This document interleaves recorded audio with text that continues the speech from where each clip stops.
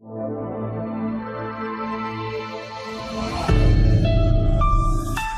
बच्चों, कैसे हैं आप सभी। आशा करती हूँ आप सभी बहुत अच्छे होंगे और तैयार हैं आप सब एक नया पाठ पढ़ने के लिए। तो आइए शुरू करते हैं आपकी पाठ्य पुस्तक विज्ञान की दुनिया कक्षा 5 के पाठ 8 से। मिट्टी का अपरदन तथा संरक्षण। क्या होता है ये मिट्टी का अपरदन और इसका संरक्षण क्यों करना जरूरी है, आइए पढ़ते हैं। परिचय। मिट्टी का अपरदन, क्या क्या पढ़ेंगे हम। मिट्टी का अपरदन और मिट्टी का संरक्षण। मिट्टी हमारे लिए बहुत उपयोगी है। हम देखते हैं कि पौधे मिट्टी में उगते हैं और जीवित रहते हैं। सभी मानव एवं जंतु प्रत्यक्ष या अप्रत्यक्ष रूप से इन पौधों पर ही निर्भर होते हैं। पौधों के उगने में सहायक इस प्रकार की मिट्टी उपजाऊ होती है। दुर्भाग्यवश अत्यधिक उपजाऊ मिट्टी असंरक्षित होती है और प्रायः अपरदित होती है। अब देखिए, हम सभी जानते हैं कि मिट्टी हमारे लिए बहुत उपयोगी है, क्योंकि यही मिट्टी है जिसमें कि पेड़ पौधे उगते हैं और ये पेड़ पौधे जो मानव जाति है वो प्रत्यक्ष या अप्रत्यक्ष रूप से इन पेड़ पौधों से जुड़ी हुई है।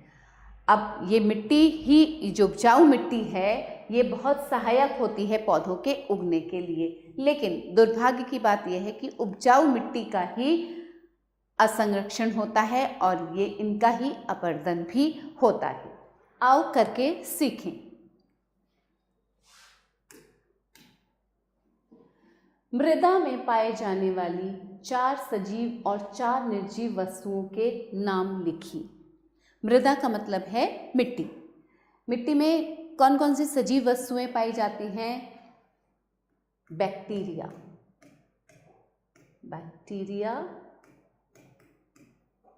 ठीक है। फिर आता है कृमि केंचुओं को भी बोलते हैं, कृमि। और क्या पाई जाती हैं मृदा में। बैक्टीरिया, कृमि, फिर फंगस। ये सब सजीव वस्तुएं हैं। बैक्टीरिया, कृमि, फंगस और पौधों की जड़ें। ठीक है। अब निर्जीव वस्तुएं कौन सी पाई जाती हैं मृदा में। खनिज,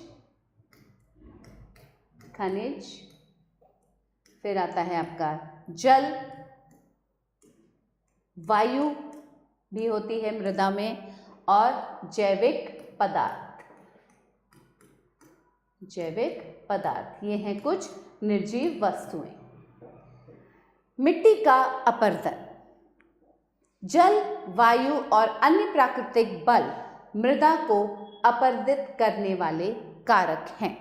जिससे मिट्टी का अपरदन होता है वो है जल, वायु और अन्य प्राकृतिक बल। ये कारक चट्टानों के बड़े बड़े टुकड़ों और मिट्टी को अन्य स्थानों पर ले जाते हैं। इस गमन के कारण मृदा के आकार व गुणों में कमी आ जाती है। इस प्रक्रिया को मृदा अपरदन कहते हैं। चट्टानों के मृदा में परिवर्तित होने में हजारों वर्ष लग जाते हैं, लेकिन मृदा अपरदन होने में बहुत कम समय लगता है। मृदा अपरदन में मृदा की ऊपरी परत हटा दी जाती है।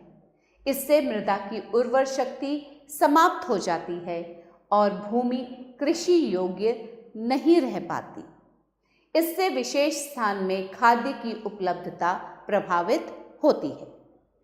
तो अब बच्चों, ये जो मृदा को अपरदित करती है वो कारक कौन कौन से हैं। जल, वायु और अन्य प्राकृतिक बल। इससे क्या होता है, बड़े बड़े टुकड़े जो हैं चट्टानों के, ये जो कारक हैं, ये बड़े बड़े टुकड़ों को और मिट्टी को एक स्थान से दूसरे स्थान पर ले जाते हैं अपने साथ। अब इससे क्या होता है, मृदा के गुणों में कमी आ जाती है, आकार में भी कमी आ जाती है, मिट्टी का आकार भी खराब हो जाता है और इसके गुणों में भी कमी आ जाती है। इससे कहते हैं मृदा अपरदन। अब चट्टानों को मृदा में, मिट्टी में परिवर्तित होने में हजारों वर्ष लग जाते हैं, लेकिन इसका अपरदन बहुत कम समय में, बहुत जल्दी ही हो जाता है। अब इससे क्या होता है, ऊपरी जो परत होती है मृदा की, वो उसकी उर्वरता होती है उसमें, अब वो अगर हट जाती है तो मिट्टी की उर्वरता समाप्त हो जाती है। वो जो ऊपरी परत हट जाती है तो मिट्टी की उर्वरता जो होती है वो समाप्त हो जाती है और ये जो भूमि है ये कृषि योग्य नहीं रहती, इसमें कुछ अच्छी फसल नहीं उग सकती। आइए जाने मिट्टी के अपरदन के लिए कौन कौन से कारक उत्तरदायी होते हैं। चलिए अब हम पढ़ेंगे मिट्टी के अपरदन में जो कारक उत्तरदायी हैं उनके बारे में। जल द्वारा मृदा अपरदन। जब मूसलाधार वर्षा होती है तो जल अत्यधिक तीव्र गति से बहता है, इससे मिट्टी की उपजाऊ परत बह जाती है। अत्यधिक वर्षा के कारण पहाड़ी ढलानों पर सबसे अधिक क्षति होती है, क्योंकि ढलानों से मिट्टी बहकर मैदानी भागों में पहुंच जाती है। इसके अतिरिक्त पहाड़ी क्षेत्रों से होकर आने वाली नदियों का जल भी भारी मात्रा में ऊंचे भागों से मिट्टी को बहाकर मैदानों में पहुंचा देता है। नदियों द्वारा लाई गई मिट्टी को जलोढ़ मिट्टी कहते हैं। तो देखिए, जल द्वारा जो अपरदन होता है मृदा का, वो कैसे होता है, जब बहुत तेज बारिश होती है तो वो जो जल है जब बारिश होती है तो जल भी तीव्र गति से बहता है और इससे जो मिट्टी की जो उपजाऊ परत है वो बह जाती है, बह के पहाड़ी ढलानों से मिट्टी कहाँ आ जाती है, ज़मीन में आ जाती है, मैदानी भागों में आ जाती है। अब ये जल जो है, देखिए, ये अतिरिक्त पहाड़ी क्षेत्रों से होकर आने वाली नदियों का जल भी क्या करता है, वो भी ऊंचे भागों से मिट्टी को बहाकर मैदान में लेकर आ जाता है और ये नदियों द्वारा जो लाई गई मिट्टी होती है इसे कहते हैं जलोढ़ मिट्टी। वायु द्वारा मृदा अपरदन। वर्षा के अतिरिक्त मिट्टी का अपरदन वायु के द्वारा भी होता है, लेकिन इसकी अपरदन की क्षमता जल की तुलना में कम होती है। जब वायु तीव्र गति से चलती है तो अपने साथ मिट्टी को भी उड़ाकर ले जाती है। इस कारण मिट्टी की उपजाऊ परत की हानि होती है, क्योंकि मिट्टी की ऊपरी परत आसानी से उड़ जाती है। कभी कभी किसानों द्वारा मिट्टी में मिलाई गई खाद भी उड़ जाती है, जिससे इन्हें काफ़ी हानि होती है। अब देखिए, वायु से जो अपरदन होता है वो जल के मुकाबले कम होता है। अब जब वायु बहुत तेज़ हवा चलती है तो जो ऊपरी परत है वो मिट्टी की उड़ जाती है। उससे क्या होता है, वो ऊपरी परत ही उपजाऊ परत होती है, तो वो उपजाऊ परत जब हट जाती है तो वो जो मिट्टी है वो कम उपजाऊ रह जाती है। और कभी कभी क्या होता है, किसान जब खेतों में खाद डालते हैं, अपनी मिट्टी में खाद डालते हैं, तो वो ऊपरी परत पे जो खाद होती है वो भी हट जाती है, जिससे कि किसानों को काफ़ी हानि होती है। मिट्टी का संरक्षण। अब इस मिट्टी का संरक्षण कैसे किया जाए, क्या होता है ये मिट्टी का संरक्षण? जब मिट्टी को जल एवं वायु के द्वारा अपरदित होने से बचाने की क्रिया की जाती है तो उसे मिट्टी का संरक्षण कहते हैं। मिट्टी सभी पौधों, जंतुओं एवं मनुष्यों के लिए बहुत ही महत्वपूर्ण संसाधन है, इसलिए पर्यावरण की सुरक्षा के लिए इसका संरक्षण किया जाना बहुत ही आवश्यक है। अब मिट्टी का संरक्षण क्या होता है? जब जल एवं वायु से जो अपरदन होता है मिट्टी का, उसको रोका जाता है, उससे बचाया जाता है, तो उसे कहते हैं मिट्टी का संरक्षण। आइए जानने कि मिट्टी का संरक्षण किस प्रकार किया जाता है। मृदा का अपरदन निम्न प्रकार से रोका जा सकता है। मृदा के अपरदन को कैसे रोका जा सकता है? मिट्टी के अपरदन को घास लगाकर। पहला है घास लगाकर। यदि धरती का उपयोग खेती के लिए न किया जा रहा हो तो उस पर घास उगाना लाभप्रद रहता है। घास एक ऐसा पौधा है जिसकी जड़ें फैलती हैं, अतः घास लग जाने पर ऊपरी मृदा का उड़ना या बहना रुक जाता है और वह अपने स्थान पर ही बनी रहती है। अब क्या होता है बच्चों, जब कोई धरती जब कोई धरती पे कुछ उगाया ना जा रहा हो और वो ऐसे ही खाली पड़ी हुई है, तो वहाँ पे घास उगाना अच्छा होता है। क्यों? क्योंकि ये जो घास होती है इसकी जड़ें फैल जाती हैं चारों तरफ, और इससे क्या होता है, जो मृदा का जो ऊपरी हिस्सा होता है, ऊपरी परत होती है, वो बहकर या उड़कर नहीं जाती है, वो अपने ही स्थान पर बनी रहती है। अब दूसरा क्या है जिससे कि संरक्षण किया जा सकता है? वृक्ष लगाकर अपरदन को रोका जा सकता है। जब पेड़ों की एक कतार खेत की सीमा पर लगा दी जाती है, तब उनकी लंबी जड़ें मृदा को रोके रखती हैं। ठीक है? जमीन पर हल चलाकर, जब किसान हल चलाते हैं तब खेत में नाली सी बन जाती है। इन नालियों के कारण मृदा की ऊपरी परत बची रहती है। ये कुछ तरीके हैं जिनसे मृदा के अपरदन को बचाया जा सकता है। बांध और तटबंध बनाकर, बाढ़ के समय नदी बहुत सी ऊपरी मृदा को बहा ले जाती है। बांध और तटबंधों से मृदा अपरदन रोकने में सहायता मिलती है।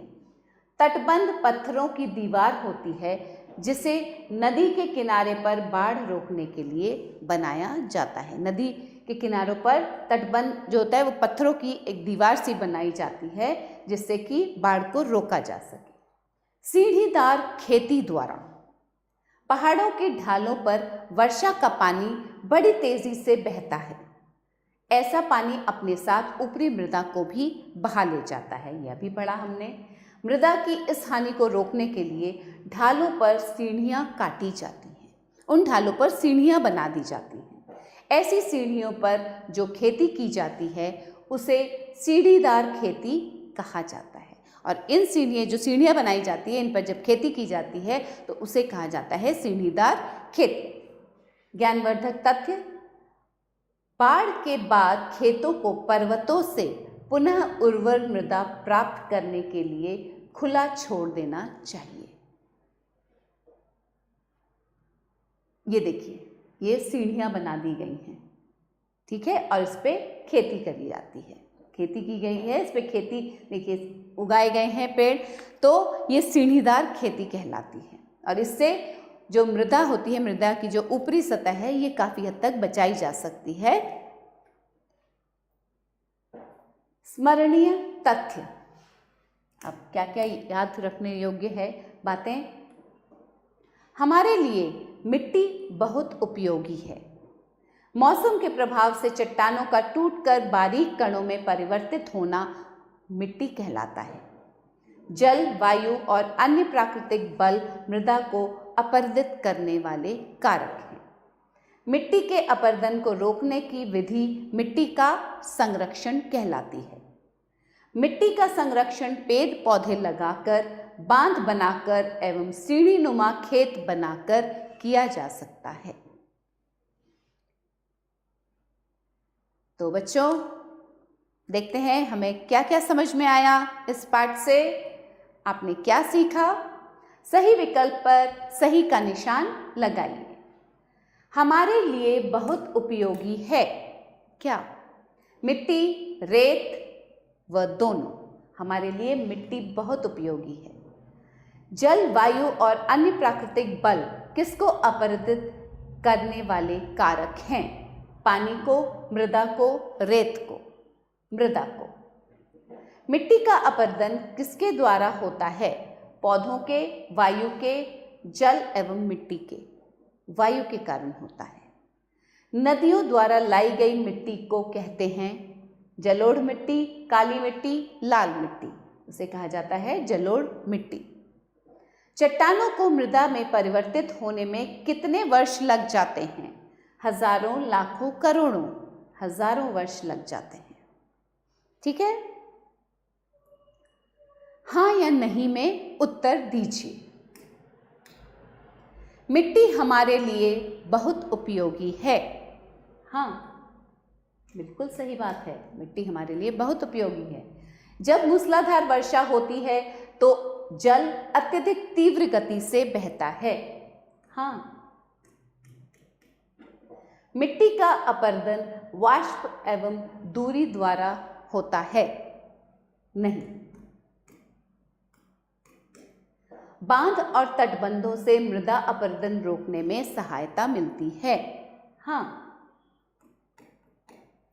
मृदा अपरदन होने में बहुत कम समय लगता है? हाँ, ये भी सही है। पहाड़ों के ढालों पर वर्षा का पानी बड़ी तेजी से बहता है? हाँ, ये सही है। ठीक है, अब करते हैं हम रिक्त स्थानों की पूर्ति। पौधों के उगने में सहायक मृदा होती है। कैसी होती है? उपजाऊ होती है। उपजाऊ होती है। के मृदा में परिवर्तित होने में हजारों वर्ष लग जाते हैं। चट्टानों के मृदा में परिवर्तित होने में हजारों वर्ष लग जाते हैं। नदियों द्वारा लाई गई मिट्टी को कहते हैं जलोढ़। जलोढ़ मिट्टी कहते हैं।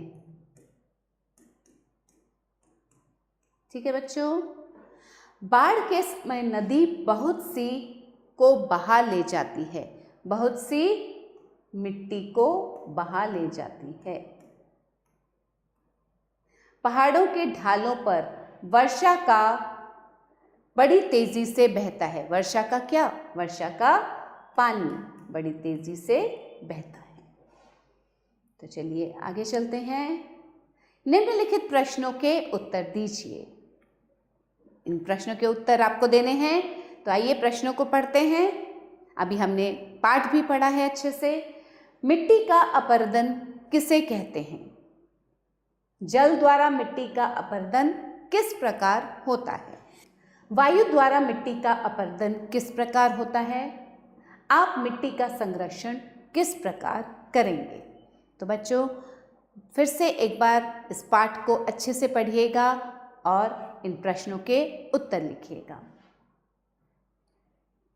तो यही हम इस पाठ का अंत करते हैं और आशा करती हूँ आपको समझ आया होगा अच्छे से। फिर से पढ़ेंगे तो और अच्छे से समझ में आएगा। एक बार फिर मिलेंगे एक नए पाठ के साथ, कुछ नया सीखेंगे। तब तक के लिए आभार।